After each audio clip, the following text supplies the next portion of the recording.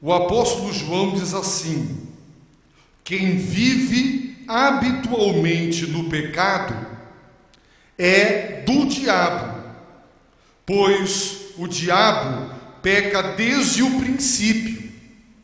Para isto, o Filho de Deus se manifestou para destruir as obras do diabo. Vamos repetir juntos esta última frase: para destruir as obras do diabo.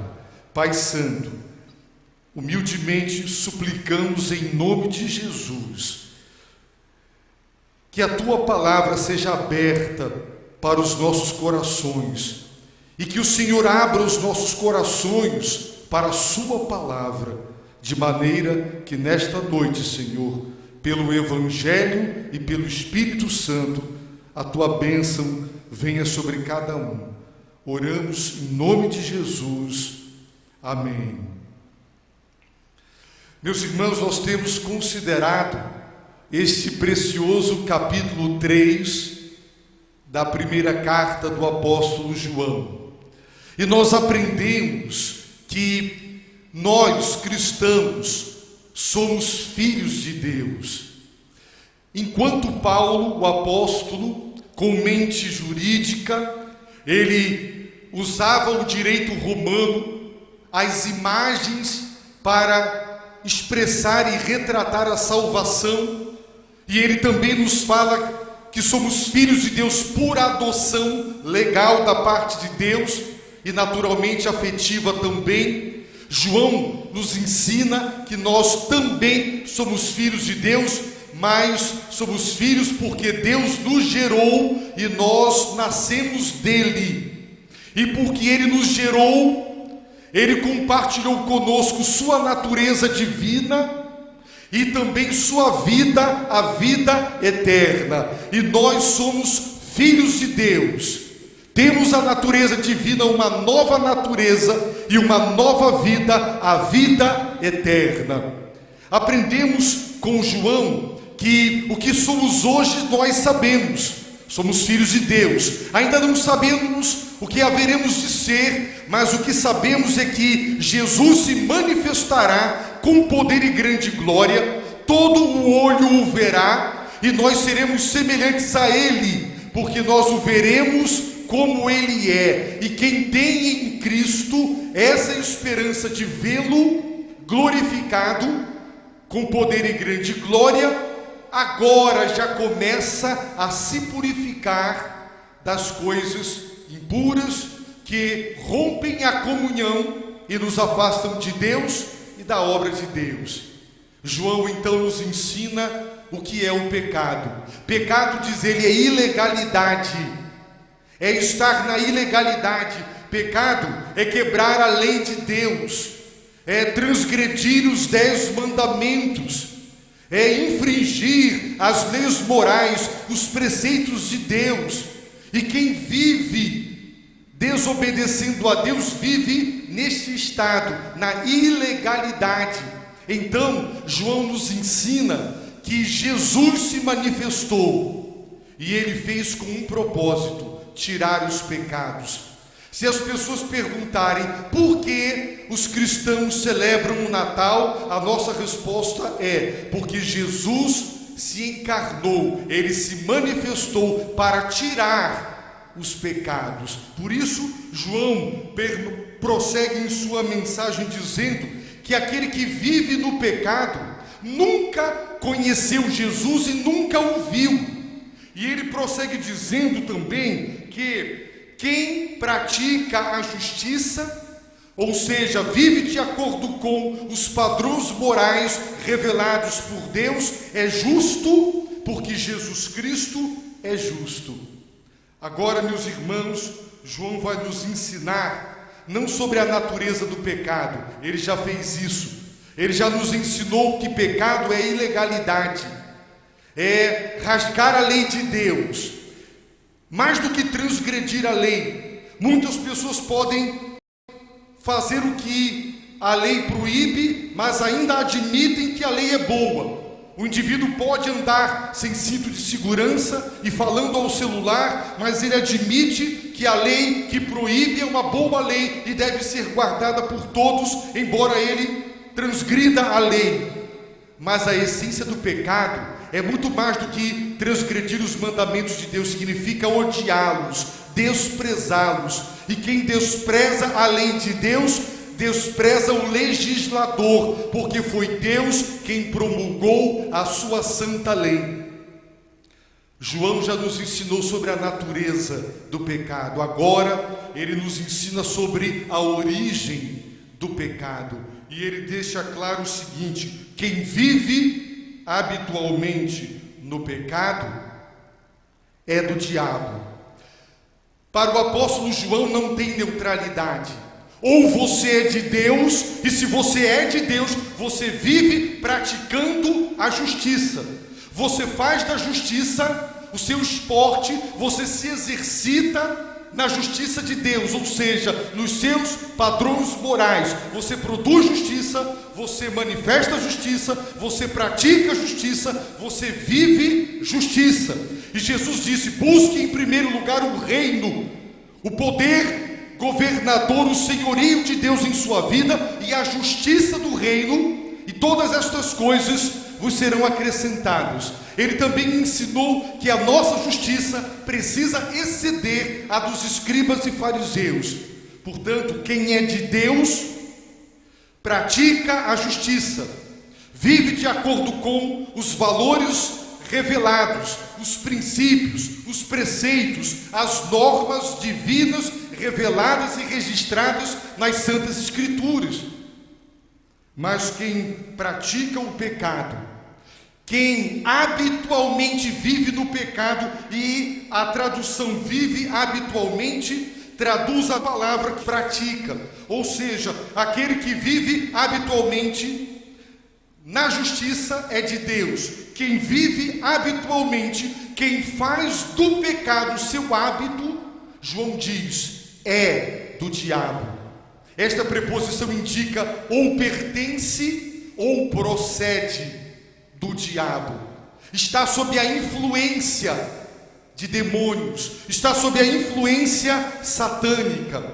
Por isso, não é só incompatível viver uma vida do pecado, é absolutamente absurdo uma pessoa afirmar estar com Deus, andar com Deus que é luz, mas simultaneamente anda em trevas com um comportamento moral e uma conduta que denunciam as trevas da vida daquela pessoa. Por isso, meus irmãos, João não tem meio termo. Ou você é de Deus, e se você é de Deus, você pratica a justiça, ou se você pratica o pecado, se você se exercita nele, se você vive pecando, se você vive fazendo o que Deus proíbe, se você vive deixando de fazer o que Deus ordena, você está vivendo no pecado. E como nós podemos saber o que é pecado? João já nos ensinou. Pecado é transgredir os 10 mandamentos, é rasgar os 10 mandamentos, é desprezar a lei moral de Deus. Portanto, quem vive em desobediência aos 10 mandamentos é do diabo, não é de Deus. Por isso, você pode ser batizado, você pode frequentar uma igreja, colocar uma Bíblia debaixo do seu braço, você conhece os mandamentos de Deus. Se o seu coração não ama a lei de Deus, se o seu coração não tem prazer na lei moral de Deus, se o seu coração não se satisfaz e não se agrada em submeter-se a esta santa e divina lei, porque se a lei de Deus é perfeita, e ela é porque o legislador da lei é perfeito. A perfeição da lei de Deus é produto da perfeição da natureza do seu legislador. A lei de Deus o revela. Deus se expressa e se dá a conhecer por intermédio da sua lei, dos seus mandamentos. E quem é do diabo são aquelas pessoas que estão sob a sua influência. E muitos estão vivendo uma vida no pecado e não se dão conta que isso ocorre por influência maligna. por influência espiritual das trevas. João, meus irmãos, ele está escrevendo para um grupo de pessoas e ele está refutando uma heresia que defendia que você pode conhecer a doutrina e a verdade e ao mesmo tempo ter uma vida imoral, porque é fraqueza temperamental, criam-se eufemismos, palavras que tentam suavizar a gravidade e a malignidade do pecado. Então, o pecado é entendido como uma fraqueza, como um mero deslize, mas a sua natureza e a sua gravidade é deixada de lado. E João, meus irmãos, é categórico: quem vive praticando o pecado é do diabo. João não está dizendo que todo aquele que peca é do diabo, porque ele mesmo disse em sua carta: se dissermos que não temos pecado algum, enganamos a nós mesmos e a verdade não está em nós. João não está dizendo que aquele que nasceu de novo não peca nunca mais, porque isso não é verdade. Ele está dizendo daquele que faz do pecado o seu hábito, o seu costume, o seu exercício, a sua prática. Sabe por quê do diabo? Porque o diabo peca desde o princípio. O verbo pecar está no presente contínuo, dizendo: desde que este ser caiu até o presente momento, ele vive transgredindo as leis de Deus. O pecado, o diabo peca, diz o texto bíblico, desde o princípio, desde o momento da sua queda até os nossos dias, ele vive pecando, fazendo o que Deus reprova, deixando de fazer o que Deus ordena, e quem vive uma vida assim é dele, está sob a influência dele, porque ele é o pecador dos pecadores. Ele vive pecando compulsivamente, ele vive pecando desde a sua queda. Então, meus irmãos, vem a boa nova do Evangelho. Já imaginou que nós, pecadores, pensando quem peca é do diabo, o diabo peca desde o princípio, e quem pode contra esta força interior, o pecado que está no nosso coração, somando com um ser maligno que está fora de nós e que arma ciladas astutas para nos fazer cair nelas? Qual é o nosso quadro? Um quadro de abandono e de desespero? Não. João diz: para isto o Filho de Deus se manifestou. João chama o nascimento de Jesus de uma manifestação. Não se trata apenas de um nascimento, é a encarnação de Deus, uma manifestação. Quando Jesus nasceu, se tornou público e notório que ele era Emanuel, Deus conosco. Houve uma manifestação que era privado, particular, e Paulo chama isso de mistério, que esteve oculto dos séculos e das gerações. O segredo foi contado por Deus. Houve uma manifestação. Manifestar significa tornar público e notório o que é particular e privado. Portanto, o nascimento de Jesus foi uma manifestação da divindade.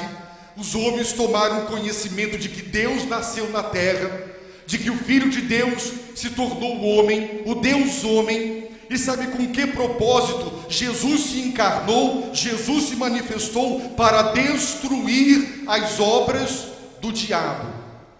E as obras do diabo são muitas e são malignas, e Jesus veio destruir todas elas.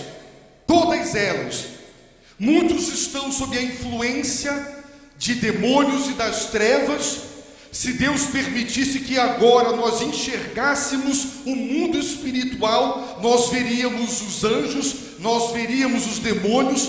Lembrem de Eliseu e seu moço. Lembrem do desespero do ajudante de Eliseu, quando ele vê ao redor da cidade exércitos, carros e cavalos, E Eliseu pede a Deus que abra os olhos do seu moço para que ele contemple o mundo espiritual. E quando Deus, em resposta ao pedido de Eliseu, abre o mundo espiritual para o moço, ele vê carros e carruagens de fogo. Ele viu o mundo espiritual e ele viu que são mais os que estão conosco do que os que estão com eles.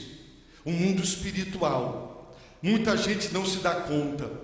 Irmãos, existem pessoas hoje, nós vamos ver isso já na Bíblia, que estão mergulhando, por exemplo, em homossexualismo e não sabem que estão mergulhando nesta tragédia moral e sexual por conta de influência maligna. São demônios que tomam conta do coração, semeiam no coração das pessoas esse desvirtuamento da sexualidade, essa perversão sexual, e muitos encaminham por ali. Outros, o adultério. Outros, meus irmãos, o assassinato. Eu já tenho ouvido pessoas, particularmente, e ouvido histórias reais de pessoas que ouviram vozes e compulsivamente, de um determinado momento em diante de suas vidas, foram tomadas por um desejo de matar e de assassinar, e pegaram em armas e fizeram isso. Já ouvi pessoas dizendo: eu não sei, pastor, o que deu em mim, mas eu fiquei cego, surdo, eu não ouvi ninguém, e eu larguei o meu lar, a minha família, eu destruí muita gente, muita coisa, e só depois eu acordei. E a expressão é exatamente essa: acordar. São influências espirituais malignas atuando sobre as pessoas, e elas não sabem que estão sob tais influências. Jesus veio destruir as obras do diabo. Tantas quantas forem as obras dele, Jesus veio para destruir todas elas, para libertar os cativos, para que nós vivamos sob a influência do Espírito Santo de Deus, a influência da luz divina, da santidade, da pureza divina. E quando uma pessoa se converte, ela começa a honrar o lar, ela começa a honrar a família, o projeto de Deus. Ela não considera mais divórcio, ela não considera mais a destruição da família, nem a poligamia, nem uma vida adúltera, nem o homossexualismo, porque a presença de Deus gera luz, gera paz, gera santidade, gera família. Eu conheci uma pessoa que batizei 25 anos, mãe de santo, a segunda de um terreiro de macumba. Esta senhora casou e nos primeiros anos do seu casamento, seu esposo ficou absolutamente impotente. Todos os médicos foram procurados, os exames feitos e a explicação: você não tem absolutamente nada. Esta senhora foi levada a viver uma vida de adultério e de promiscuidade em virtude do demônio que ela estava sob a influência, o demônio chamado Pombagira. E ela viveu em adultério toda a sua vida. E quando ela aceitou Jesus na igreja como Senhor e Salvador, ela foi liberta. Jesus destruiu aquela obra maligna na vida dela, e em seguida seu esposo voltou a ser saudável como antes, e o lar daquela senhora foi restaurado. Ele havia ficado daquele jeito por causa de influência maligna. Batizei uma outra senhora em Auma, cujo marido estava internado no Pinel, no Rio de Janeiro, hospital psiquiátrico. Esse homem estava lá, quase que amarrado, preso.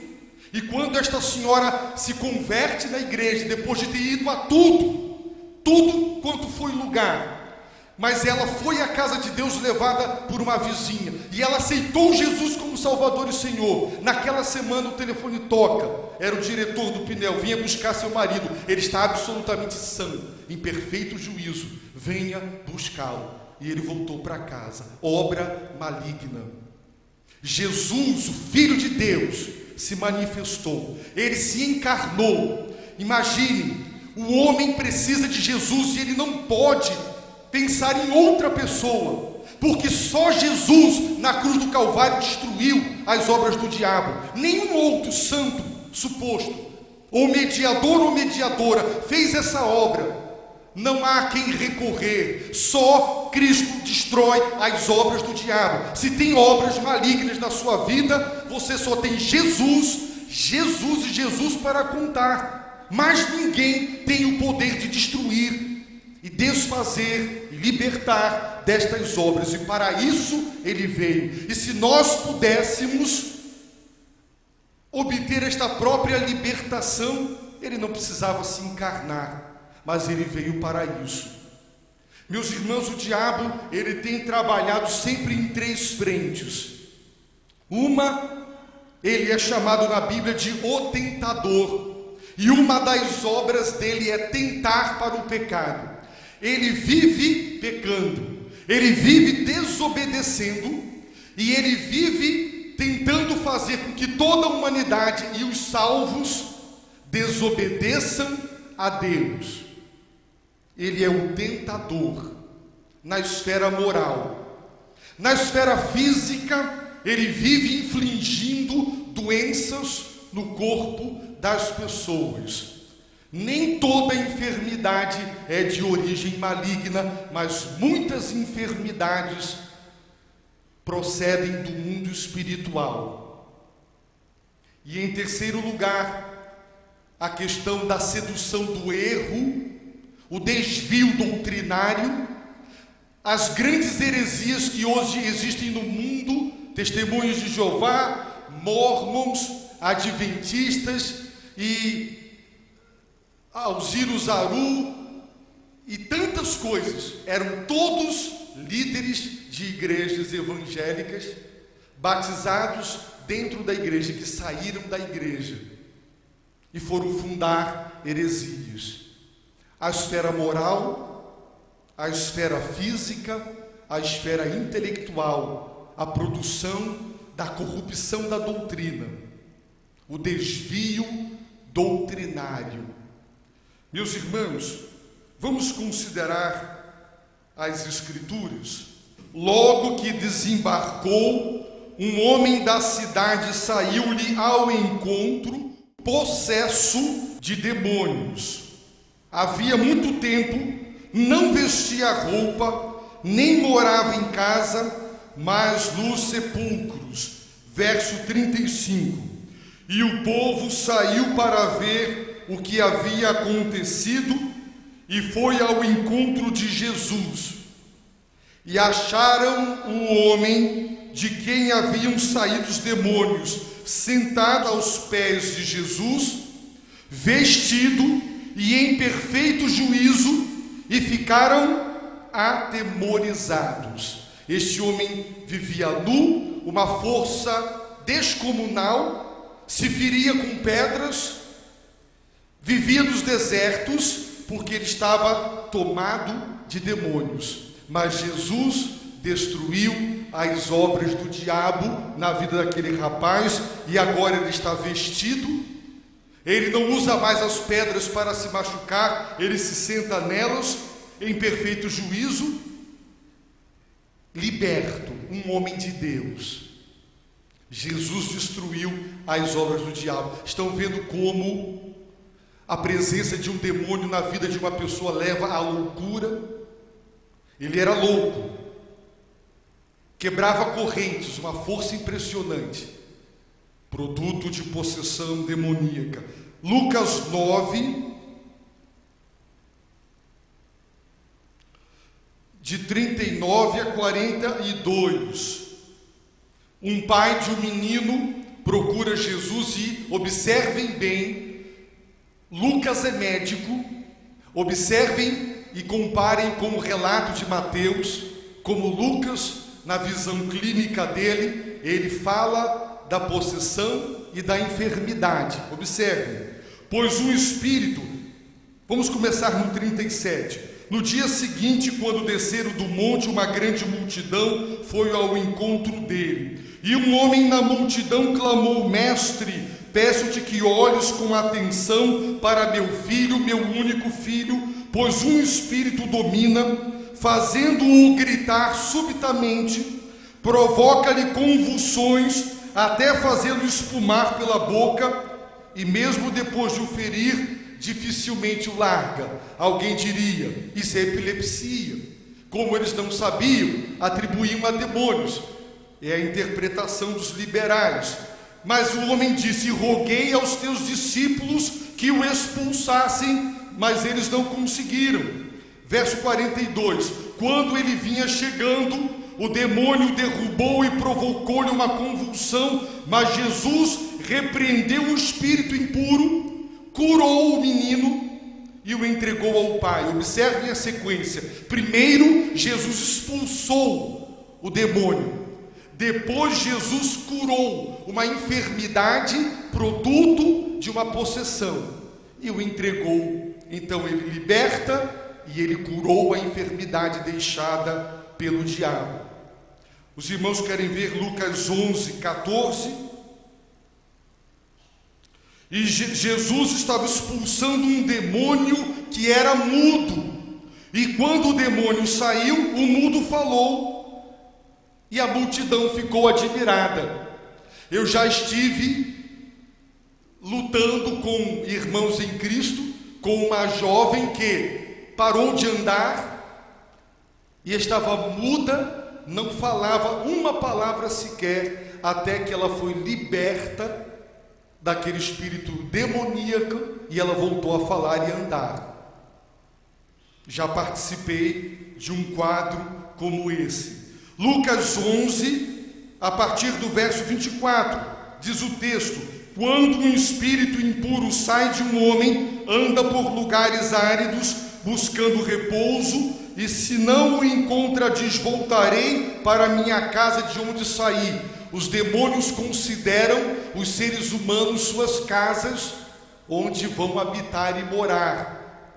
Ou você é a habitação do Espírito Santo, ou do espírito imundo. Por isso que se fala de espírito de porco, porque os demônios foram para os porcos, no caso do endemoniado gadareno. E como para o judeu, porco é um animal impuro, dizer que alguém tem espírito de porco é dizer que ele tem espírito impuro e espírito mau. E chegando, encontra a vida daquela pessoa varrida e enfeitada. Não tem Jesus, só tem a limpeza humana e os adornos humanos. Então vai e leva consigo outros 7 espíritos piores do que ele, e entrando, habitam ali. E o último estado desse homem torna-se pior do que o primeiro. Vamos avante. Vamos considerar, meus irmãos, Lucas 13, versículos 10 a 13. Prestem bem atenção. Lucas 13, de 10 a 13. Jesus estava ensinando numa das sinagogas no sábado, e estava ali uma mulher que tinha um espírito que lhe causava uma enfermidade. Observaram como o médico analisa as coisas?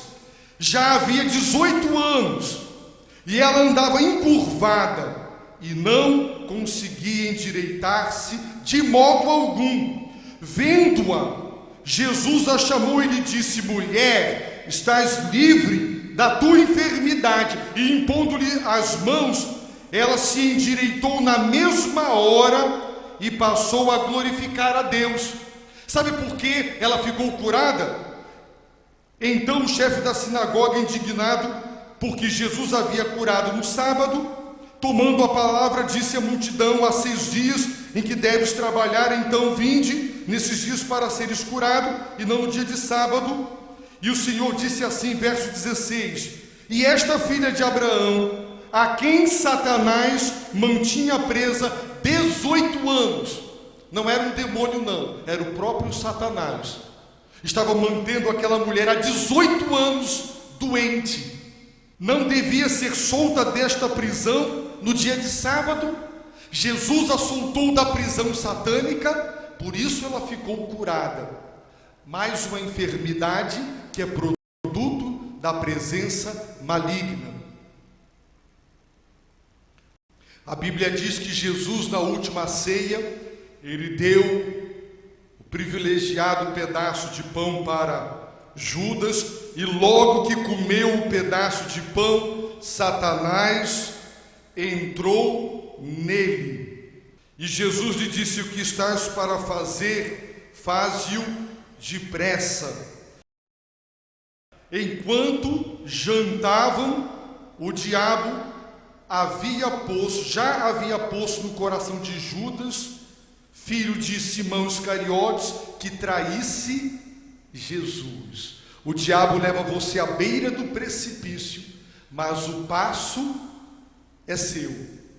Ele pôs isso, ele semeou no coração de Judas, e Judas agasalhou a ideia. Judas deu guarida àquele pensamento. Judas cultivou. Irmãos, quando eu estava no meu primeiro ano do seminário, um pastor que se tornou nosso missionário de missões mundiais,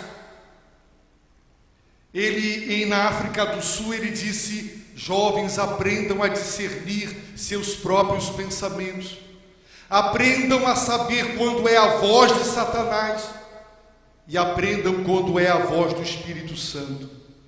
Irmãos, quando o diabo, e quando Paulo fala das flechas incendiadas do diabo, ele está se referindo aos pensamentos que Satanás põe na cabeça das pessoas. Por isso eu disse, já ouvi pessoas dizerem que ouviram vozes. Uma jovem, essa eu não batizei, mas ela ouvia, participava dos cultos dizendo: enquanto você prega, eu ouço uma voz dizendo: se mata, se mata, se mata. Uma voz, o Satanás coloca no coração das pessoas. E às vezes um homem fica cego e ele larga a mulher, ele larga a família, ou vice-versa. Ele simplesmente, alguém pisou no calo dele, alguém esbarrou com ele na igreja, ou alguém o decepcionou e o inimigo vem e semeia uma amargura, uma tristeza, e essa pessoa larga a igreja, larga a Deus, larga tudo, porque dá guarida. Temos que aprender a repreender pensamentos que não são de Deus. Quando batem no nosso coração, é para ser repreendido, dizendo: eu não aceito este pensamento, eu o repreendo no meu coração, ele não tem guarida, está repreendido em nome de Jesus. Mas muitos cristãos são tão infantis e imaturos que não sabem a diferença entre os seus próprios pensamentos e as sugestões espirituais malignas. E eles dizem: mas se eu estou sentindo vontade, se eu estou sentindo desejo, por que não fazer? Porque são insinuações das trevas e não podem ser seguidas. Cuidado com os pensamentos que rolam na sua cabeça. Podem ser de origem maligna, não dê guarida. Os demônios são seres espirituais como os anjos, e eles se comunicam, não falando audivelmente como eu estou aqui, mas pela mente. E ele pode colocar pensamentos e ideias fixas na sua cabeça, que contrariam a palavra de Deus. Então diga não, diga não. Muitas pessoas querem se envolver com o mundo sobrenatural, de revelações, e estão recebendo revelações demoníacas, criando falsas doutrinas, corrompendo as verdades de Deus, e pensam que estão recebendo revelações do céu. Será que a Bíblia precisa de complemento? Ela não é suficiente? Precisamos de novas revelações que venham completar a Bíblia? Estamos dizendo que Deus nos deu uma palavra imperfeita, incompleta, uma revelação sobre a qual não podemos somente nos edificar, tem que ter os acréscimos dos novos profetas. São espíritos enganadores. Meus irmãos, vamos ver livro de Atos capítulo 13, livro de Atos capítulo 13.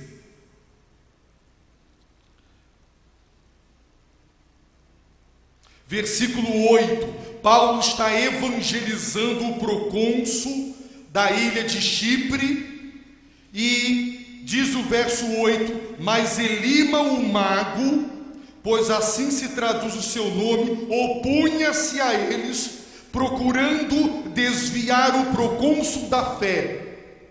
Oposição na evangelização e alguém procurando desviar da fé, mas Paulo, cheio de fé e do Espírito Santo, disse: ó filho do diabo, porque o nome dele era Bar Jesus, que significa filho de Jesus, era o seu nome judaico, Elimas era o seu nome grego, e Paulo diz: tu não és Bar Jesus, filho de Jesus, tu és filho do diabo, cheio de todo engano e de toda maldade, inimigo de toda justiça.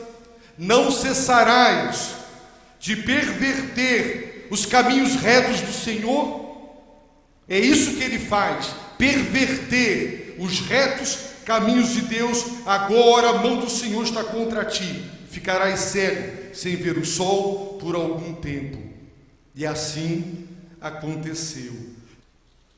A Bíblia diz que havia uma jovem, Atos 16:16, aconteceu que quando íamos ao lugar de oração, veio ao nosso encontro uma jovem que tinha um espírito adivinhador, e que adivinhando dava grande lucro a seus senhores. Essa jovem perturbou Paulo, e Paulo repreendeu aquele demônio, e ela ficou liberta, e nunca mais ela adivinhou nada. Deu grande prejuízo aos seus senhores, que, irados com o prejuízo, prenderam Paulo. Essa jovem, adivinhação. Quanta gente em cartomante, quanta gente dando a sua mão para ser lida. Eu conheci uma jovem adolescente que deu a sua mão para uma cigana ler, e a partir daquele momento ela ficou possessa de espírito maligno, porque estas adivinhações procedem do mundo das trevas. Vamos para 1 Coríntios 10, 19 e 20. Será que estou dizendo que aquilo que é sacrificado ao ídolo é alguma coisa? Ou que o ídolo é alguma coisa? Não, antes digo que as coisas que eles sacrificam, sacrificam-nas a demônios e não a Deus, e não quero que tenhais comunhão com os demônios. Os demônios querem adoração, eles querem o louvor e a adoração que só Deus é digno, por isso eles promovem idolatria, e eles estão presentes nos ídolos. Quando as pessoas se ajoelham diante de imagens de escultura e ídolos para prestar a sua homenagem, a sua adoração, ali tem demônios recebendo aquilo que só Deus é digno. E Paulo está dizendo: não compactuem com isso, porque se vocês compactuarem, ele disse aqui, vocês estarão tendo comunhão com demônios. O mundo é um mundo idólatra, milhões de pessoas atrás de imagens.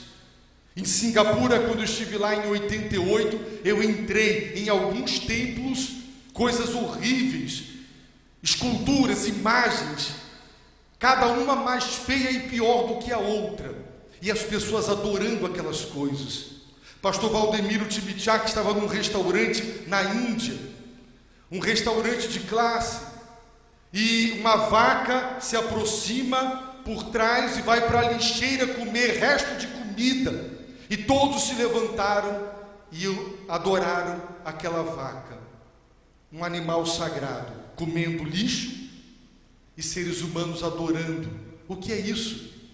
O homem, um ser irracional, adorar uma vaca, um macaco, por um ser racional que pensa, é ilógico, é absurdo, mas é a cegueira satânica.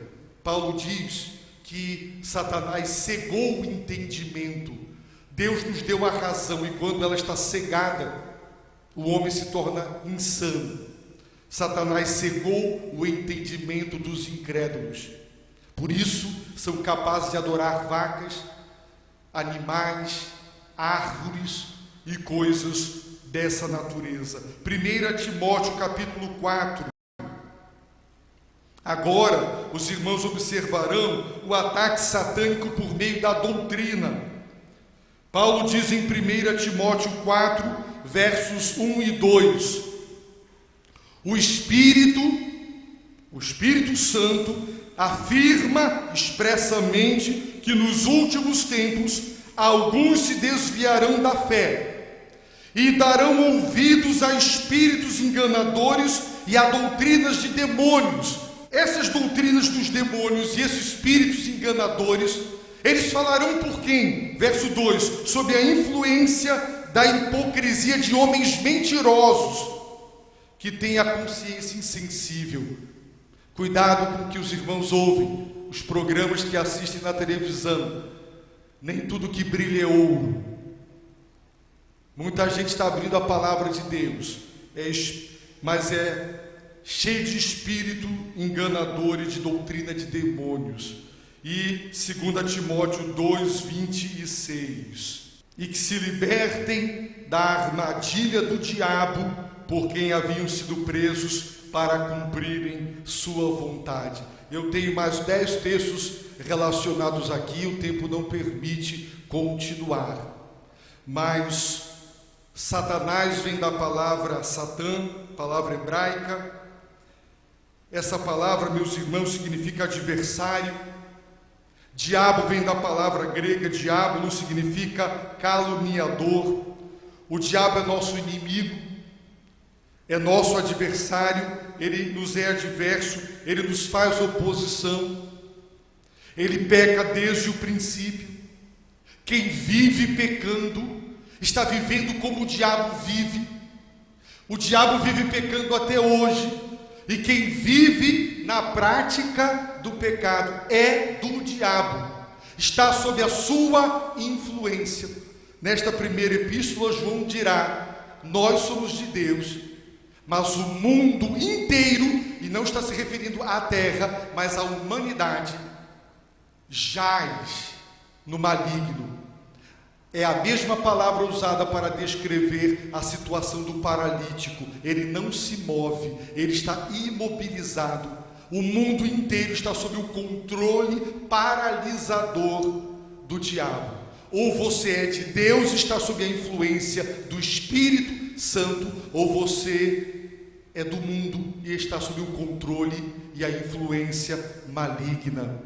Nesta mesma carta preciosa de João, Jesus diz que maior é o que está em nós do que aquele que está no mundo. Satanás está nesse mundo, na humanidade que dá as costas para Jesus Cristo. E o que é maravilhoso é saber que ele não nos toca, porque Jesus nos guarda. Portanto, a mensagem do Evangelho é extraordinária, porque seria absolutamente desesperador saber que quem vive pecando, e nós somos pecadores, é do diabo. Porque ele peca desde o princípio compulsivamente. Mas Jesus se manifestou para destruir as obras do diabo, para libertar, para acabar com a obra do diabo. Eu comecei dizendo que existem muitas pessoas que foram para a vida homossexual, foram para a corrupção moral, para tantas coisas, influência demoníaca. Se pararmos por essas esquinas de Manaus e se impuser a mão sobre muitos dos travestis, muitos vão cair possessos, porque aquilo ali é demônio puro. Prestem atenção, oremos pelos nossos filhos, oremos pela nossa família, façamos jejum e oração e clamemos, sejamos uma igreja que tem poder espiritual na oração, para que Deus livre os nossos filhos e familiares dos pensamentos do diabo. Lembre-se que o diabo leva você à beira do precipício, mas o passo para a queda é seu, a responsabilidade é toda sua. Então, leia a palavra. Você tem que impregnar a sua mente com a palavra de Deus, para que quando os pensamentos do mal vierem, você saiba reconhecer e dizer: não é de Deus, eu não recebo, eu não acolho, eu não agasalho.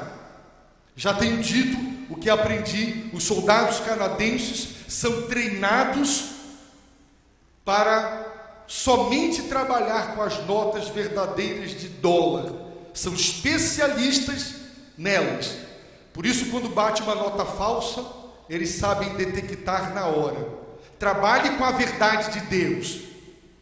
Tem gente escrevendo livro sobre batalha espiritual, ex-satanista, ensinando aos crentes como Satanás trabalha. Isso tudo é enredo do diabo. E tem crente lendo a divina revelação do inferno. Quem escreveu vai para o inferno, porque não tem divina revelação. O que Deus queria que soubéssemos está aqui na Bíblia. Divina revelação do céu, do inferno. Gente dizendo que demônio pega crente e joga na parede. Não rasguem as escrituras. Vamos impregnar a nossa mente com a palavra. E quando o pensamento maligno vier, você sabe, é de Satanás. Eu não vou atrás. Não dê ouvidos ao diabo. Ore para que as obras do diabo na sua vida ou na vida dos seus seja destruída. E só Jesus faz isso. Ele disse: chegou a hora do príncipe deste mundo, olha como ele foi chamado, ser julgado. Agora é a hora, é na cruz que ele vai ser derrotado. Eu vou dar a minha vida, o preço do resgate, da libertação é o meu sangue. Então, se você crer em Jesus como seu Senhor e Salvador, se arrepender dos seus pecados e disser agora: Jesus, destrói todas elas, uma por uma, das obras do diabo na minha vida, elas cairão por terra, porque Ele tem poder, Ele é o Salvador, Ele é o Senhor. Não temos a quem recorrer. Jesus, o Filho de Deus. Então venha para Ele, entregue-se a Ele, se arrependa dos seus pecados e volte para o Senhor. Abaixe a sua cabeça, feche os seus olhos, ore a Deus, ore de todo o seu coração.